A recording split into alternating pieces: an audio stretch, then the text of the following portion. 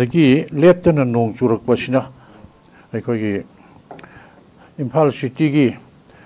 akoibada amadi hajik ising isauna lairak khongbal adagi sorok thumjindana hajik yamna natai chadaba phibam amada lakhre asida sunatana aikogi manipur gi mafam khudimakta haibu tare adi awang sakmaida moigi barrage pathokna chele yamna khudong thiningai masak oire adagi kaksingamda uchiwada adagi aikogi moirangamdasu aduga loinana aikogi 𝗙𝗏𝗥𝗘𝗦 𝗙𝗵𝗵 relic ꯀꯦꯝꯗ ꯂꯩꯕꯁꯤꯡꯗꯁꯨ ꯑꯩꯈꯣꯏ ꯏꯁꯤꯡ ꯊꯨꯝꯖꯤꯟꯗꯅ ꯃꯣꯝꯄꯥꯛ ꯆꯤꯡꯈꯠꯇꯅ ꯑꯩꯈꯣꯏꯒꯤ ꯑꯩ ꯏꯁꯥꯃꯛꯁꯨ ꯉꯁꯥꯏ ꯑꯌꯨꯛ ꯉꯥꯏꯍꯥꯛ ꯆꯠꯆꯔꯨꯏ ꯌꯦꯡꯉꯨꯏ ꯑꯗꯨꯒ ꯌꯥꯝꯅ ꯅꯥꯇꯩ ꯆꯥꯗꯕ ꯐꯤꯕꯝꯗ ꯃꯤꯑꯣꯏꯕꯒꯤ ꯌꯦꯡꯍꯩꯗꯕ ꯇꯧꯍꯩꯗꯕ ꯑꯩꯈꯣꯏꯅꯗꯤ ꯀꯩꯁꯨ ꯇꯧꯖꯕ ꯉꯝꯖꯗꯕ ꯑꯗꯨꯒ ꯃꯈꯣꯏꯒꯤ ꯐꯤꯕꯝꯗ ꯎꯕꯗ ꯑꯩ ꯌꯥꯝꯅ ꯏꯃꯣꯁꯅꯦꯜ ꯑꯣꯏꯅ ꯑꯩ ꯃꯤꯠꯇꯒꯤ ꯄꯤ ꯇꯥꯈꯤꯕ ꯈꯪꯍꯧꯗꯦ ꯑꯩꯅꯗꯤ ꯀꯩꯁꯨ ꯇꯧꯖꯕ ꯉꯝꯗꯦ ꯑꯗꯨꯕꯨ ꯂꯩꯉꯥꯛꯅꯗꯤ ꯁꯣꯏꯅ ꯅꯦꯁꯦꯁꯔꯤ ꯃꯣꯏ ꯄꯤꯕ ꯌꯥꯕ ꯑꯦꯗ ꯄꯤꯔꯝꯒꯅꯤ ꯈꯟꯖꯩ ꯑꯗꯨꯒ ꯑꯁꯤꯒꯨꯝꯕ ꯃꯌꯥꯝ ꯑꯃ ꯔꯥꯎꯟꯗꯤꯡ ꯑꯩꯈꯣꯏꯒꯤ ꯀꯣꯗꯣꯝꯕꯣꯛꯄꯤꯗ ꯑꯗꯒꯤ ꯃꯐꯝ ꯈꯨꯗꯤꯡꯗ ꯂꯣꯏ ꯆꯥꯎꯔꯦ ꯍꯥꯏꯖꯔꯤꯕ ꯁꯨꯃꯥꯏꯅ ꯇꯧꯅ ꯑꯗꯒꯤ ꯑꯁꯤꯗ ꯅꯠꯇꯅ ꯑꯩꯈꯣꯏꯒꯤ ꯂꯥꯏꯕꯛ ꯊꯤꯕ ꯊꯧꯗꯣꯛ ꯍꯥꯏꯇꯥꯔꯦꯀꯣ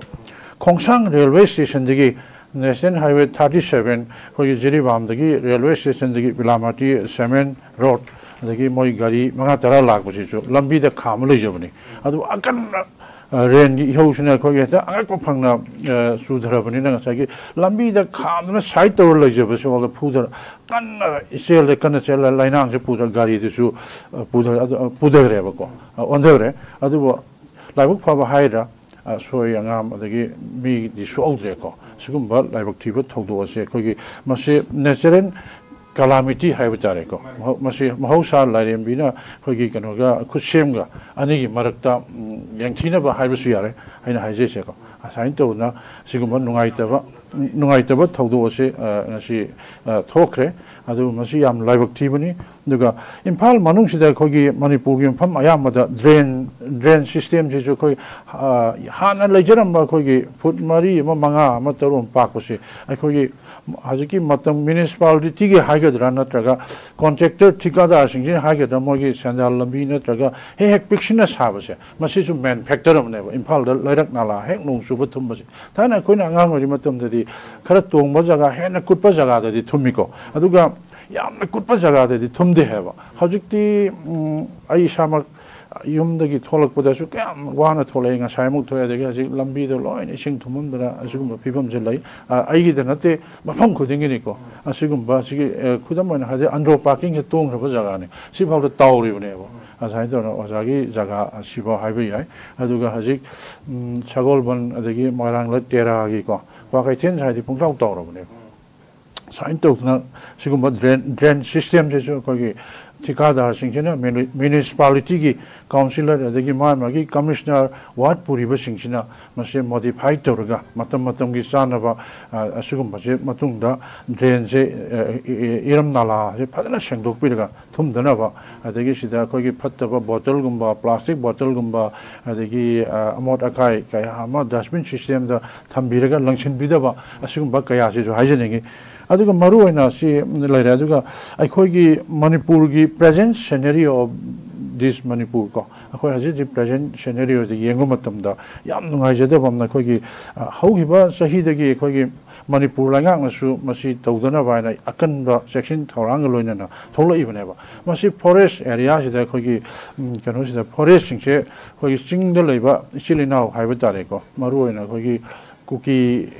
ꯀꯥꯡꯂꯨꯞ ꯃꯁꯤ I mind but I don't like to mention the name but actually in this topic I would like to mention ꯑꯁꯤꯒꯨꯝꯕ ꯈꯔꯁꯨ ꯑꯩ ꯄꯟꯖꯅꯤꯡꯉꯤ ꯑꯁꯤ ꯍꯦꯛ ꯄꯟꯕꯁꯤꯁꯨ ꯑꯩꯉꯣꯟꯗ ꯃꯥꯏꯟ ꯇꯧꯕ ꯌꯥꯏ ꯍꯥꯏꯕ ꯑꯗꯨꯒ ꯃꯣꯏꯅ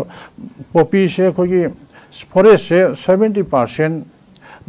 ꯃꯅꯤꯄꯨꯔꯁꯦ ꯑꯩꯈꯣꯏ ꯆꯥꯎꯔꯥꯛꯅ 100% ꯃꯅꯨꯡꯗ 90%ꯁꯦ ꯐꯣꯔꯦꯁꯀꯤ ꯑꯦꯔꯤꯌꯥꯅꯦꯕ ꯑꯁꯤꯗ ꯃꯅꯨꯡꯗ 10%ꯁꯤ ꯑꯩꯈꯣꯏꯒꯤ ꯇꯝꯄꯥꯛꯇ ꯂꯣꯛꯇꯥꯛ ꯈꯥꯏꯗꯣꯛꯈ꯭ꯔꯒ ꯇꯝꯄꯥꯛꯀꯤ ꯁꯔꯨꯛꯇꯤ 10% ꯐꯪꯗ꯭ꯔꯕꯅꯦꯕ ꯑꯁꯥꯏꯅ geographical structure geographical features ꯂꯩꯕꯁꯤꯗ ꯑꯩꯈꯣꯏꯒꯤ 70% ꯃꯨꯛꯇꯤ ꯃꯣꯏꯅ ꯖꯪꯒꯜꯁꯦ ꯀꯣꯛꯊꯣꯛꯈ꯭ꯔꯦꯕ ꯖꯪꯒꯜ ꯁꯣꯔꯤ ꯑꯩꯈꯣꯏꯒꯤ ꯎꯃꯪꯁꯦ ꯀꯣꯛꯊꯣꯛꯈ꯭ꯔꯦꯕ ꯎꯃꯪꯁꯦ ꯀꯣꯛꯊꯣꯛꯈ꯭ꯔꯦ ꯑꯗꯨꯒꯤ ꯃꯊꯛꯇ ꯄꯥꯛ ꯆꯥꯎꯅ ꯀꯣꯛꯊꯣꯛꯈ꯭ꯔꯦ ꯑꯗꯒꯤ ꯑꯩꯈꯣꯏꯒꯤ ꯍꯥꯟꯅ ꯂꯩꯖꯔꯤꯕ ꯁꯣꯁꯤꯌꯦꯜ ꯐꯣꯔꯦꯁꯇ꯭ꯔꯤ ꯎꯆꯥꯟ ꯊꯥꯗꯅ ꯑꯗꯒꯤ ꯆꯥꯎꯔꯕ ꯑꯩꯈꯣꯏ ꯎꯆꯥꯟ ꯊꯥꯅꯁꯤ ꯑꯩꯈꯣꯏ ꯐꯣꯔꯦꯁꯇꯅ ꯉꯥꯛꯇꯅ ꯂꯩꯖꯔꯝꯕ ꯑꯩꯈꯣꯏꯒꯤ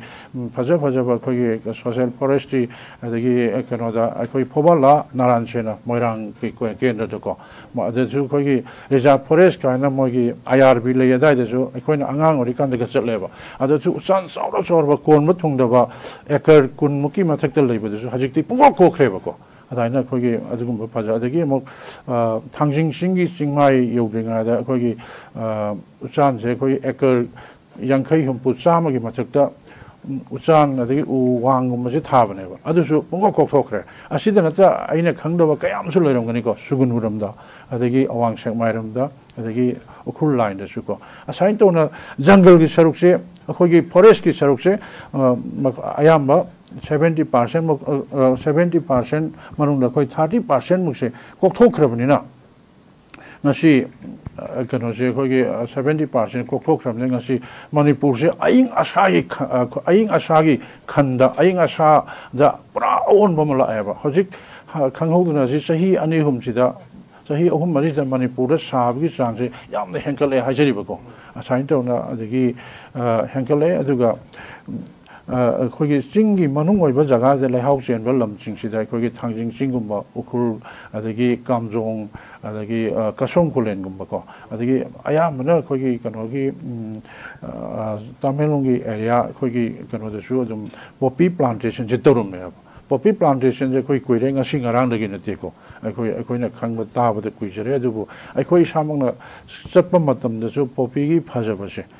ꯃꯣꯏ ꯂꯩ ꯁꯥꯠꯄ ꯃꯇꯝꯗ ꯐꯖꯕꯁꯤꯐꯥꯎ ꯌꯦꯡꯖꯔꯨꯔꯦ ꯑꯗꯨꯕꯨ ꯃꯁꯤꯅ ꯄꯣꯄꯤ ꯄ꯭ꯂꯥꯟꯇꯦꯁꯟꯁꯤꯅ ꯃꯔꯝ ꯑꯣꯏꯔꯀꯥꯟꯗ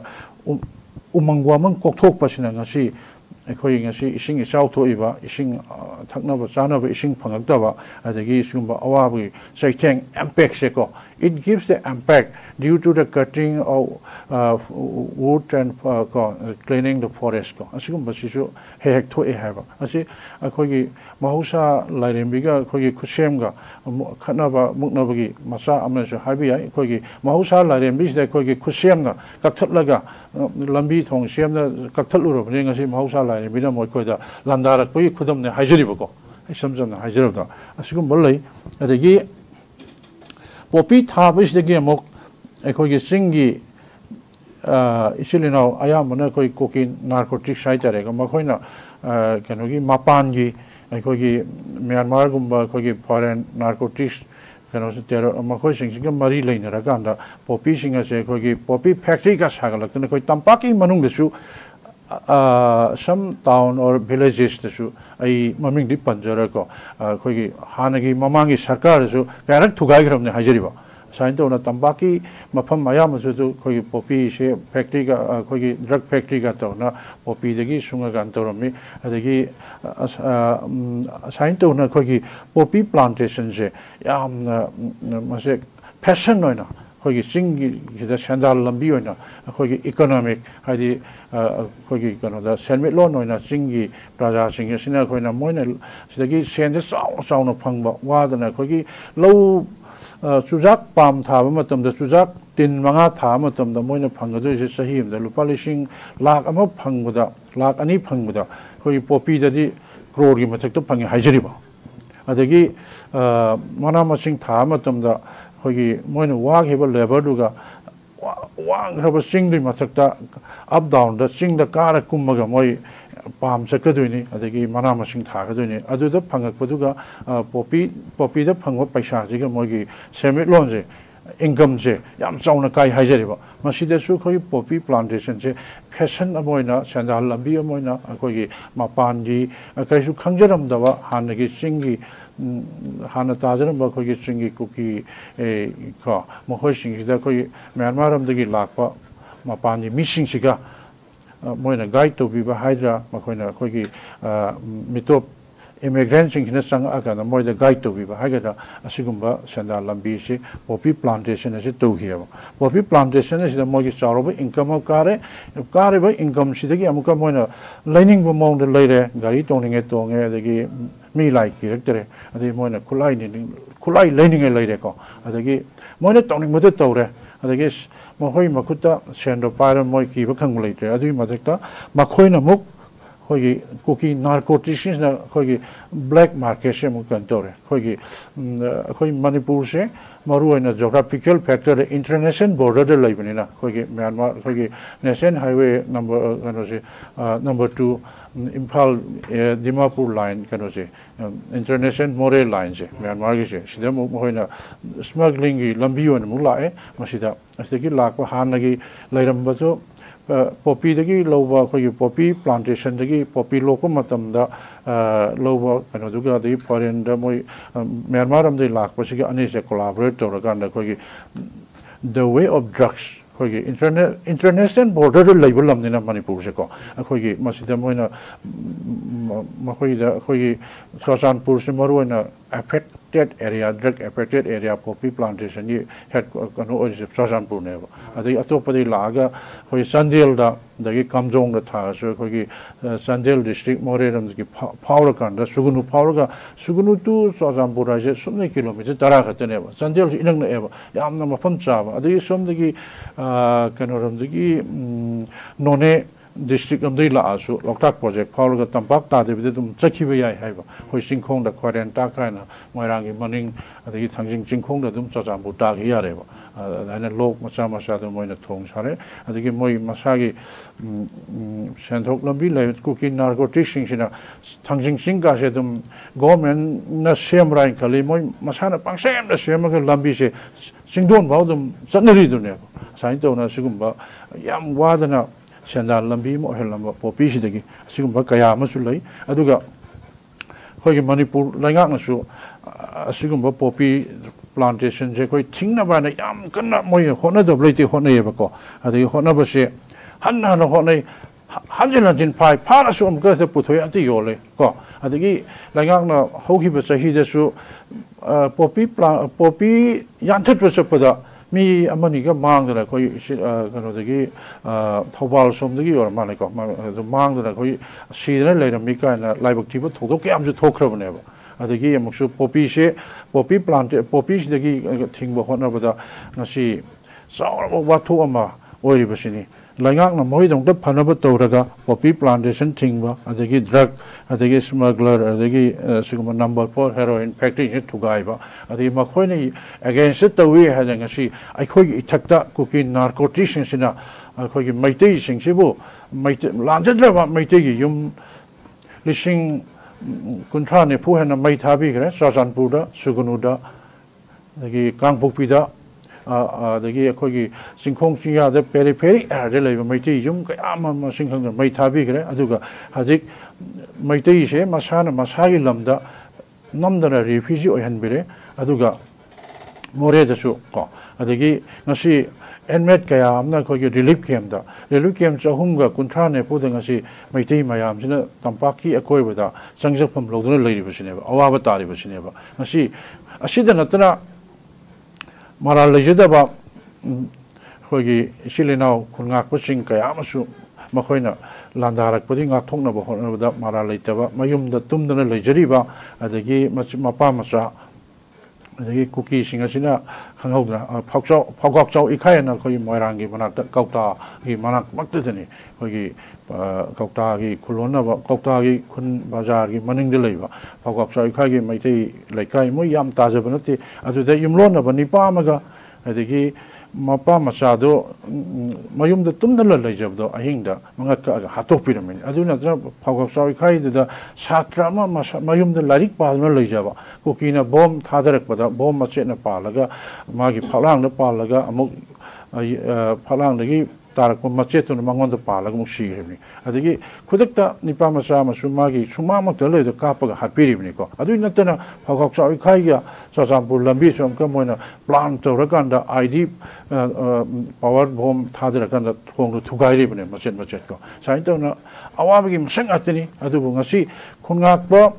ꯑꯩꯈꯣꯏꯒꯤ ꯏꯆꯥꯁꯤꯡ ꯑꯁꯤꯅ ꯉꯁꯤ ꯃꯅꯤꯄꯨꯔꯒꯤ ꯃꯐꯝ ꯈꯨꯗꯤꯡꯃꯛꯇ ꯆꯤꯡꯈꯣꯡ ꯆꯤꯡꯌꯥꯗ ꯉꯁꯤ ꯌꯦꯡꯉꯣ ꯂꯝꯂꯥꯏꯔꯝꯗ ꯑꯗꯒꯤ ꯀꯗꯥꯡꯕꯨꯟꯗ ꯑꯗꯒꯤ ꯑꯋꯥꯡ ꯁꯦꯛꯃꯥꯏꯔꯝꯗ ꯅꯣꯡꯄꯣꯛ ꯁꯦꯛꯃꯥꯏꯔꯝꯗ ꯑꯗꯒꯤ ꯃꯣꯏꯔꯥꯡꯒꯤ ꯁꯥꯏꯇꯣꯜꯒꯤ ꯀꯨꯝꯕꯤꯒꯤ ꯑꯗꯒꯤ ꯆꯤꯡꯈꯣꯡ ꯌꯥꯏꯔꯤꯄꯣꯛꯀꯤ ꯁꯣꯝ ꯃꯥꯏꯀꯩ ꯁꯣꯝꯗꯁꯨꯀꯣ ꯆꯤꯡꯈꯣꯡ ꯆꯤꯡꯌꯥꯗ ꯉꯁꯤ ꯃꯩꯔꯥ ꯄꯥꯏꯕꯤ ꯀꯌꯥꯝꯅ ꯑꯋꯥꯕ ꯅꯪꯈ꯭ꯔꯦ ꯑꯍꯤꯡ ꯇꯨꯝꯗꯕꯩꯀꯣ ꯑꯗꯒꯤ ꯑꯁꯤꯒꯤ ꯃꯊꯛꯁꯤꯗ ꯏꯟꯗꯤꯌꯥꯅ ꯑꯩꯈꯣꯏꯒꯤ ꯑꯁꯥꯝ ꯔꯥꯏꯐꯜ ꯏꯟꯗꯤꯌꯥꯒꯤ ꯑꯩꯈꯣꯏꯒꯤ ꯁꯦꯀ꯭ꯌꯨꯔꯤꯇꯤ ꯐꯣꯔꯁꯁꯤꯡꯁꯤꯅꯁꯨ ꯈꯪꯅ ꯈꯪꯅ ꯑꯩꯈꯣꯏꯒꯤ ꯃꯩꯇꯩꯒꯤ ꯑꯩꯈꯣꯏꯒꯤ ꯀꯩꯅꯣꯗ IRB ꯁ꯭ꯇꯦꯠ ꯐꯣꯔꯁꯁꯤꯡꯁꯤꯗ ꯀꯩꯅꯣꯁꯦ ꯂꯝꯕꯤꯁꯦ ꯊꯤꯡꯕꯤꯔꯀꯥꯟꯗ ꯃꯈꯣꯏꯅ ꯍꯦꯛꯇ ꯀꯨꯀꯤꯁꯤꯡ ꯅꯥꯟꯊꯣꯛꯍꯟꯕ ꯁꯤꯒꯨꯝꯕ ꯑꯩꯈꯣꯏꯒꯤ ꯃꯤꯆꯪ ꯃꯤꯈꯥꯏ ꯅꯥꯏꯕ ꯑꯩꯈꯣꯏꯒꯤ ꯏꯟꯗꯤꯌꯥꯒꯤ ꯑꯥꯔꯃꯤ ꯀꯩꯅꯣꯁꯤꯗ ꯗꯤꯄ꯭ꯂꯣꯏ ꯇꯧꯔꯤꯕꯁꯤꯡꯁꯤꯅ ꯑꯩꯈꯣꯏꯒꯤ ꯌꯥꯝꯅ ꯌꯦꯡꯍꯩꯗꯕ ꯌꯥꯝꯅ ꯄꯨꯛꯅꯤꯡ ꯄꯦꯟꯗꯕ ꯁꯤꯒꯨꯝꯕ ꯈꯣꯏꯁꯥꯎꯅꯕ ꯇꯧꯍꯩꯗꯕ ꯊꯕꯛ ꯑꯁꯦ ꯃꯤꯆꯪ ꯃꯤꯈꯥꯏ ꯅꯥꯏꯕꯒꯤ ꯊꯕꯛꯁꯦ ꯒꯥꯔꯤꯒꯥꯁꯦ ꯊꯠꯆꯤꯜꯂꯒ ꯈꯨꯗꯛꯇ ꯐꯥꯕ ꯌꯥꯕ ꯇꯥꯟꯅꯕ ꯌꯥꯕꯗꯣ ꯑꯩꯈꯣꯏꯒꯤ ꯑꯁꯥꯝ ꯔꯥꯏꯐꯜꯒꯥꯁꯤꯅ ꯄꯥꯎꯒꯥꯎꯆꯥꯎꯈꯥꯏꯒꯤ ꯀꯩꯅꯣꯗꯒꯥꯁꯦ ꯍꯧꯒꯨꯝꯒ ꯇꯧꯔꯤꯗꯣ ꯒꯥꯔꯤꯁꯦ ꯊꯠꯆꯤꯜꯂꯒ ꯍꯦꯛꯇ ꯁꯥꯏꯠ ꯄꯤꯗꯕ ꯂꯝꯕꯤꯁꯦ ꯊꯦꯡꯊꯍꯟꯕ ꯀꯨꯀꯤꯁꯤꯡꯗꯣ ꯆꯦꯜꯍꯟꯕ ꯑꯗꯒꯤ ꯁꯨꯒꯨꯅꯨꯗꯀꯣ ꯑꯗꯒꯤ ꯀꯨꯝꯕꯤꯗ ꯃꯐꯝ ꯑꯌꯥꯝꯕꯗꯅꯤ ꯇꯧꯔꯤꯁꯦ ꯁꯤꯒꯨꯝꯕ ꯏꯟꯗꯤꯌꯥ ꯒꯣꯔꯃꯦꯟꯒꯤ ꯑꯩꯈꯣꯏꯒꯤ ꯑꯥꯔꯃꯤ ꯃꯤꯂꯤꯇꯔꯤ ꯀꯩꯅꯣꯁꯤꯡꯒꯤ ꯐꯣꯔꯁꯁꯤꯡꯁꯤꯒꯤ ꯃꯤꯆꯪ ꯃꯤꯈꯥꯏ ꯅꯥꯏꯕ ꯊꯋꯥ ꯁꯥꯗꯕ ꯑꯁꯤꯒꯨꯝꯕꯁꯦ ꯃꯊꯣꯡ ꯃꯔꯝ ꯍꯨꯛꯇꯕ ꯑꯁꯤꯒꯨꯝꯕꯁꯦ ꯀꯅꯥꯒꯤ ꯑꯣꯔꯗꯔꯅꯣ ꯃꯈꯣꯏꯅ ꯀꯔꯤꯒꯨꯝꯕ ꯀꯨꯀꯤꯅ ꯑꯩꯈꯣꯏꯗ ꯂꯥꯟꯗꯥꯕꯗꯤ ꯌꯥꯕ ꯃꯩꯇꯩꯅ ꯉꯥꯛꯊꯣꯛꯄꯗꯅꯤ ꯂꯥꯟ ꯍꯧꯔꯨꯕ ꯅꯠꯇꯦꯕ ꯑꯁꯤꯗ ꯀꯔꯤꯒꯤꯗꯃꯛꯇꯅꯣꯕ ꯃꯈꯣꯏꯅ ꯑꯩꯈꯣꯏ ꯃꯩꯇꯩꯗꯁꯨ ꯌꯥꯝ ꯇꯥꯊꯤꯔꯤꯁꯦ ꯃꯈꯣꯏꯒꯤ ꯁꯦꯄꯔꯦꯠ ꯑꯦꯗꯃꯤꯅꯤꯁꯇ꯭ꯔꯦꯁꯟꯗꯣ ꯇꯥꯜꯂꯨ ꯗꯤꯃꯥꯟꯗꯣ ꯃꯈꯣꯏꯅ ꯇꯥꯟꯐꯝꯗꯣꯛꯇ ꯇꯥꯜꯂꯨ ꯑꯗꯨꯒ ꯃꯈꯣꯏꯅ ꯄꯤꯕ ꯌꯥꯕ ꯑꯩꯈꯣꯏꯒꯤ ꯄꯤꯕ ꯉꯝꯕ ꯁꯦꯟꯇ꯭ꯔꯦꯜ ꯒꯣꯔꯃꯦꯟꯗ ꯄꯥꯔꯂꯤꯌꯥꯃꯦꯟꯗ ꯃꯈꯣꯏ ꯑꯀꯟꯕ ꯈꯣꯡꯖꯪ ꯆꯪꯉꯒ ꯃꯈꯣꯏ ꯀꯔꯤꯒꯤꯗꯃꯛꯇ MLA 10 ꯑꯁꯤꯅ ꯉꯁꯤ ꯃꯤꯅꯤꯁꯇꯔ ꯑꯅꯤ ꯌꯥꯎꯔꯒ ꯀꯔꯤꯒꯤꯗꯃꯛꯇ ꯃꯈꯣꯏꯅ ꯀꯣꯏꯆꯦꯟ ꯆꯦꯟꯗꯨꯅ ꯈꯥꯡꯉꯤꯗꯕ ꯃꯈꯣꯏꯅ ꯃꯔꯤꯟ ꯄꯥꯟꯕ ꯑꯣꯏꯗꯤ ꯃꯣꯏ ꯄ꯭ꯔꯖꯥꯁꯤꯡꯒ ꯃꯩꯇꯩꯗ ꯂꯥꯜꯍꯧꯗꯕꯗ ꯃꯩꯇꯩꯗ ꯍꯥꯠꯄ ꯇꯨꯞꯄ ꯇꯧꯗꯅ ꯂꯨꯠ ꯇꯧꯗꯅ ꯃꯩꯇꯩꯒꯤ ꯂꯟ ꯊꯨꯝ ꯌꯨꯝ ꯀꯩ ꯃꯥꯡꯍꯟꯕꯒꯤ ꯃꯍꯨꯠꯇ ꯁꯦꯄꯔꯦꯠ ꯑꯦꯗꯃꯤꯅꯤꯁꯇ꯭ꯔꯦꯁꯟꯗ ꯃꯣꯏꯅ they should demand to the central government, to the parliament, home minister, prime minister ko the higher authority karigidamta no makhoi na Manipur maitai da asu yamna mohina maitai phurup sing asibu halage tup lage na tam manghal lage na moina manghan bangam masunte makhoi na maitai di thauna phai ha je moi khangde maitai si da moina karigidamta no he moina landari bise asigumba kaya ama lai adi ngarang na handasu haje ngo kano sida tang tara tre train pang khogi me tha ide haji tara mukhena kuki militant jing je more ram da sangreba sanjel sakpi korong phawra kan da ya pe ko adagi sanga kan da ji Myanmar sida more yogre more yorum matam sida khogi kano sing je khogi maitai gi Manipur gi state force Manipur police sing je thokpa yadre adagi moi ꯂꯤꯁꯤꯡ ꯃꯉꯥꯔꯣꯝꯁꯦ ꯀꯨꯀꯤ ꯃꯤꯂꯤꯇꯥꯟ ꯂꯤꯁꯤꯡ ꯃꯉꯥꯔꯣꯝꯁꯦ ꯍꯧꯖꯤꯛ ꯀꯩꯅꯣꯗ ꯕꯣꯔꯗꯔꯗ ꯍꯥꯏꯖꯤꯟꯈ꯭ꯔꯕꯅꯤ ꯃꯣꯔꯦ ꯌꯧꯈ꯭ꯔꯕꯅꯤ ꯁꯤꯗ ꯂꯝꯕꯤꯗ ꯊꯦꯡꯅꯕ ꯃꯇꯝꯗ ꯀꯩꯅꯣꯁꯤꯡꯗ Assam rifles ꯑꯗꯒꯤ ꯑꯥꯔꯃꯤꯁꯤꯡ ꯏꯟꯗꯤꯌꯟ ꯑꯥꯔꯃꯤꯁꯤꯡꯁꯤꯅ ꯃꯈꯣꯏꯗ ꯀꯔꯤꯝꯇ ꯑꯊꯤꯡꯕ ꯄꯤꯗꯦ ꯑꯗꯨꯝ ꯊꯥꯗꯣꯛꯑ ꯆꯠꯍꯜꯂꯦꯕ ꯁꯤꯁꯨ ꯌꯥꯝ ꯅꯨꯡꯉꯥꯏꯖꯗꯦꯕꯀꯣ ꯑꯗꯒꯤ ꯑꯩꯈꯣꯏ ꯃꯁꯤꯡ ꯌꯥꯝꯖꯗꯕ ꯑꯩꯈꯣꯏ ꯀꯣꯟꯗꯣꯜ ꯂꯥꯏꯔꯦꯝꯕꯤꯗ ꯉꯥꯛꯏꯕ ꯃꯅꯤꯄꯨꯔ ꯄꯨꯂꯤꯁ IRB ꯁ꯭ꯇꯦꯠ ꯐꯣꯔꯁꯁꯤꯡꯒꯤ ꯃꯄꯥꯟ ꯊꯣꯛꯄ ꯉꯝꯗ꯭ꯔꯦ ꯑꯗꯣ ꯊꯣꯛꯄ ꯇꯥꯔꯁꯨ ꯃꯣꯏ ꯑꯣꯔꯗꯔ ꯐꯪꯗ꯭ꯔꯦ ꯍꯥꯏꯌꯦꯕꯀꯣ ꯑꯁꯤꯒꯨꯝꯕ ꯀꯌꯥ ꯑꯃ ꯅꯨꯡꯉꯥꯏꯇꯕ ꯀꯌꯥ ꯑꯃ ꯂꯩ ꯑꯗꯨꯅ ꯀꯨꯀꯤ ꯃꯤꯂꯤꯇꯥꯟꯁꯤꯡ ꯑꯁꯤꯅ ꯑꯩꯈꯣꯏꯒꯤ ꯀꯩꯅꯣꯒ ꯏꯟꯗꯤꯌꯟ ꯑꯥꯔꯃꯤꯒ ꯅꯠꯇ꯭ꯔꯒ ꯁ꯭ꯇꯦꯠ ꯏꯟꯗꯤꯌꯥꯒꯤ ꯁ꯭ꯇꯦꯠ ꯁꯦꯀ꯭ꯌꯨꯔꯤꯇꯤ ꯐꯣꯔꯁꯁꯤꯡ ꯑꯁꯤꯒ ꯂꯧꯇꯨꯅꯔꯒ ꯑꯩꯈꯣꯏꯒꯤ ꯃ꯭ꯌꯥꯟꯃꯥꯔꯗ ꯑꯩꯈꯣꯏꯒꯤ ꯂꯩꯔꯤꯕ ꯑꯩꯈꯣꯏꯒꯤ ꯃꯩꯇꯩ ꯏꯆꯤꯜ ꯏꯅꯥꯎ ꯑꯩꯈꯣꯏꯒꯤ ꯀꯩꯅꯣ ꯀꯦꯝ ꯁꯥꯗꯨꯅ ꯂꯩꯖꯔꯤꯕ ꯑꯩꯈꯣꯏꯒꯤ NSCN IM ꯑꯗꯒꯤ ꯑꯩꯈꯣꯏ ꯃꯩꯇꯩ ꯂꯥꯜꯍꯧꯂꯨꯞ ꯀꯌా ꯑꯁꯤꯕꯨ ꯃꯣꯏꯅ ꯇꯨꯝꯅ ꯍꯥꯠꯅꯤꯡꯕꯒꯤ ꯂꯣꯏꯁꯤꯟꯅꯤꯡꯕꯒꯤ ꯃꯑꯣꯡꯗ ꯍꯦꯛ ꯃꯣꯏꯅ ꯂꯥꯟꯗꯥꯕꯒꯤ ꯃꯑꯣꯡꯁꯨ ꯇꯧꯋꯦꯕ ꯑꯁꯤ ꯌꯥꯝ ꯅꯨꯡꯉꯥꯏꯖꯗꯦ ꯃꯁꯤ ꯑꯁꯤꯅꯤ ꯄꯣꯄꯤ ꯄ꯭ꯂꯥꯟꯇꯦꯁꯟꯗꯒꯤ ꯂꯥꯛꯏꯕ ꯀꯩꯅꯣꯁꯤꯡꯁꯦꯀꯣ ꯊꯥꯒꯠꯆꯔꯤ ꯑꯣꯖꯥ ꯆꯟꯗ꯭ꯔꯀꯨꯃꯥꯔ ꯑꯣꯖꯥ ꯆꯟꯗ꯭ꯔꯀꯨꯃꯥꯔꯅ ꯆꯤꯜꯂꯕ ꯃꯇꯝ ꯀꯥꯏꯊꯣꯛꯄꯤꯔꯒ ꯑꯩꯈꯣꯏ ꯉꯁꯤꯒꯤ ꯗꯥꯏꯂꯣꯒ ꯑꯁꯤꯕꯨ ꯃꯄꯨꯡ ꯐꯥꯍꯟꯕꯤꯕꯗ ꯁꯔꯨꯛ ꯌꯥꯕꯤꯕꯒꯤꯗꯃꯛꯇ ꯑꯣꯖꯥ ꯆꯟꯗ꯭ꯔꯀꯨꯃꯥꯔꯕꯨ ꯑꯃꯨꯛꯀꯁꯨ ꯍꯟꯅ ꯊꯥꯒꯠꯄ ꯐꯣꯡꯗꯣꯛꯆꯔꯤ ꯊꯦꯡꯛ ꯌꯨ ꯁꯣ ꯃꯆ ꯑꯩ ꯗꯥꯏꯂꯣꯒꯀꯤ ꯃꯈꯥ ꯆꯠꯊꯔꯛꯄ